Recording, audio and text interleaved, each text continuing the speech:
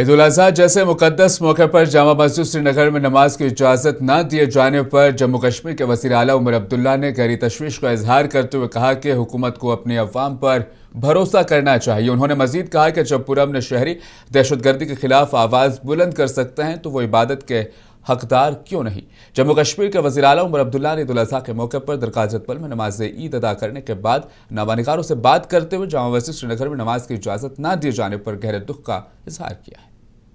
मौके पे जहाँ पे हम सब ईद की खुशियाँ मना रहे हैं, वहाँ पे ज़ाती तौर मुझे इस बात का ज़रूर अफसोस है कि एक बार फिर श्रीनगर के ऐतिहासिक जामा मस्जिद में आज ईद की नमाज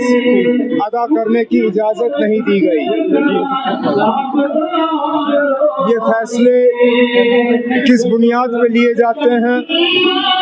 मुझे उसकी जानकारी नहीं है, लेकिन कभी न कभी हमें अपने लोगों पे भरोसा करना होगा।